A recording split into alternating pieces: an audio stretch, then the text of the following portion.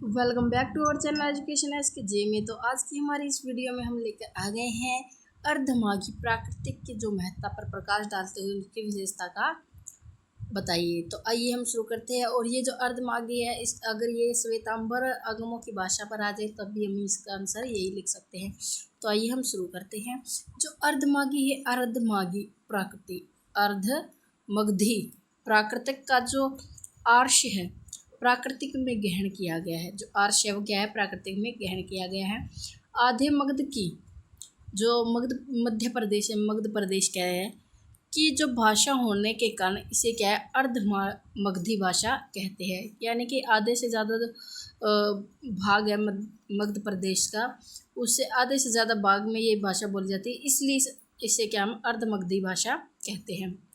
निशिथ चूर्ण ने इसे क्या है, निशिथ चूर्ण एक शास्त्री रहे, इसे पुराण भाषा नाम से अभिहित किया है, जिसका संस्कृत में उन्होंने कहा है कि पुराण युद्धम मगध भाषा नेसियम हवई सुतम। इसी भाषा में सूत्र ग्रंथों की रचना होने से वे क्या है, अक्ष मगध कहलाते हैं। ठीक है, तो आपको पता चल गया कि ये मगधी क्यों है, क्योंकि ये आधे मगध प्रदेश की भाषा होने के कारण इसे क्या है, मगधी भाषा कहा गया है। जो मगधी भाषा के संबंध में आचार्य जिनसेन कहते हैं कि अर्ध जो मगधी है प्राकृतिक नाना भाषात्मिकता होने पर भी स्वरूप मिले, यानी कि ये इसमें भी क्या है, कई इसके प्रकार बताए गए हैं। आइए देखते हैं क्या क्या प्रकार बताए। तो इसमें क्या कहता है कि यह एक दिव्य भाषा है, मन में उत्पन्न विकारों का निराकरण करने वाली है। इस भाषा के संबंध में यह भी कहा गया है कि जो अर्धमगधी भाषा प्राकृतिक समस्त भाषाओं में परिवर्तन हो जाने वाली, अर्थात सभी प्राणी इसे समान रूप से समझ सकते हैं। ठीक है, ये कैसी भाषा है, ये क्या है, ये समस्त भाषाओं में परिवर्तित हो जाने वाली भाषा है और यह क्या सभी प्राणी कैसे समझ सकते हैं। अभी जैन तीर्थों ने अर्धमगधी भाषा पर आश्रय लेकर ही अपने उपदेश दिए हैं। ज़्यादातर इन्होंने क्या है, प्राकृतिक अर्धमगधी में क्या है, जैन तीर्थकरों ने उपदेश दिया है। जैसे चरण अर्धमगही भाषाएं अधम एकाएक है, इस तरह की उक्ति उन्होंने दी है। भगवान महावीर ने स्वयं स्वामी ने भी इसी भाषा में अपने जो धर्म कथा सुनाई है। इसी भाषा में ऋषि भाषिका भाषा है, और यह क्या है, ऋषि भाषिका भाषा यानी कि ऋषियों की भाषा है, कौन सी, अर्धमगधी। वैदिक संस्कृत के समान यह क्या प्राचीन भी है। अर्धमगधी का स्वरूप एवं संरचना विद्वानों ने विभिन्न मत दिए हैं, यानी कि सभी ने क्या इसके बारे में अलग अलग विशेषताएं बताई है। तो आइए देखते हैं क्या क्या इन्होंने बताया है।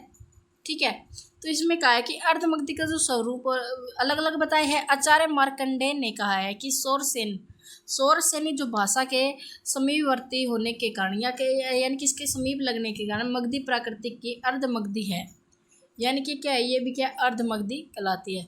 सौरसेन्य जो अधूरितमेव अर्धमगधी, यानी कि इस प्रकार से इन्होंने कहा है।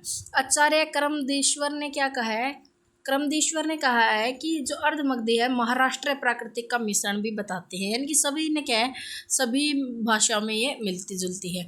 आचार्य उदयभर यानी कि इस तरह से कुछ आशय में बताने हैं। उपासक टीकाओं में इनका अर्धमगधी वह भाषा है जिसमें इन्होंने क्या बताया है, जो आचार्य अभयदेव है इन्होंने बताया है कि जो अर्धमगधी भाषा है, कहाँ से है, यहाँ से अर्धमगधी वह भाषा है जिसमें मगधी के पूर्ण लक्षण प्राप्त होते हैं। क्या है, मगधी के पूर्ण लक्षण प्राप्त होते हैं, और यहाँ रकार और शकार के स्थान पर लकार और शकार नहीं पाए जाते।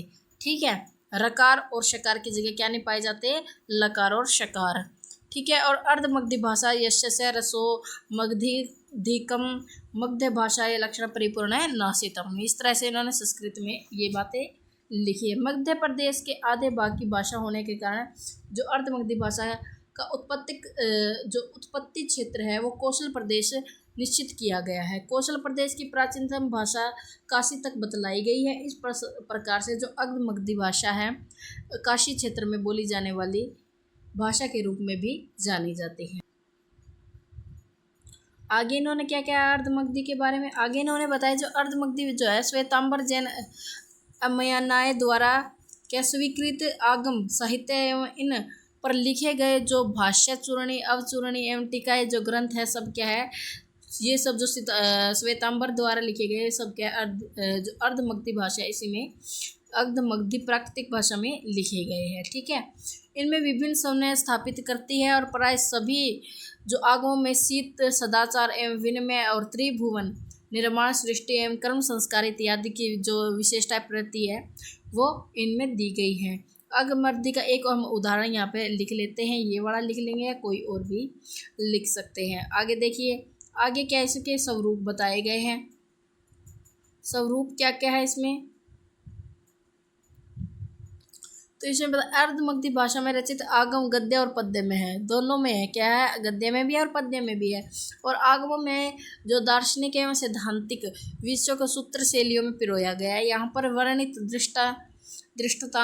दृष्टांतों कथाओं और छंदबोध धर्म उपदेशों में कल्पना की रमणीय दर्शनीय है, यानी कि बहुत ही सुंदर में इस भाषा का वर्णन किया गया है, कथाओं में हो चाहे दृष्टांतों में हो। इसमें रूपक उपमा उत्प्रेक्षा एवं जो अर्थान्यास आदि अलंकारों का भी सुंदर चमत्कार में इसमें विद्यमान किया गया है। इसमें जो आगम है उनकी संख्या 45 है और अंग इसके 11 है, उपांग इसके 12 है और 6 छेद सूत्र है, मूल सूत्र है जो प्रकरण में है और 2 चूली है। इन सब का विवरण कुछ इस प्रकार से भी कि इनके नाम क्या है, इनके आधार पर बताते हैं इसमें क्या क्या नाम है। तो पहले में क्या है, अंग।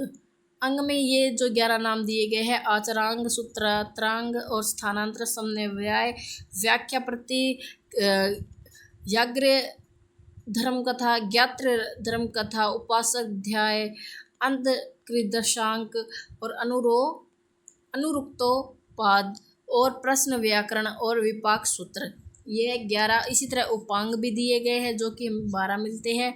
छेद सूत्र हमें 6 मिलते हैं, 6 से 6 सूत्र इसके, और मूल सूत्र हमें जो कि 4 देखने को मिलते हैं और प्रकरण हमें 10 देखने को मिलते हैं। तो ये हमें याद करना है, इसमें लिखने के लिए हमें काम आए। तो इस प्रकार से जो हमारा अर्धमगधी भाषा टॉपिक है वो हमारा पूरा होता है। इस प्रकार से हमने पता कर लिया कि अर्धमगधी भाषा कैसे इसकी उत्पत्ति हुई, कहाँ से निकली और किस किस ग्रंथों में हमें देखने को मिलती है, इसके बारे में पता। अगर वीडियो पसंद आई तो वीडियो को लाइक और चैनल को सब्सक्राइब जरूर करना। और कौन से क्वेश्चन पे आपको वीडियो चाहिए उस क्वेश्चन को हमारे कमेंट में आप लिख के ज़रूर जाना। फिर अगली वीडियो आएगी अगर आप जिस क्वेश्चन कमेंट करेंगे आपको वही वीडियो देखने को मिलेगी। Thank you.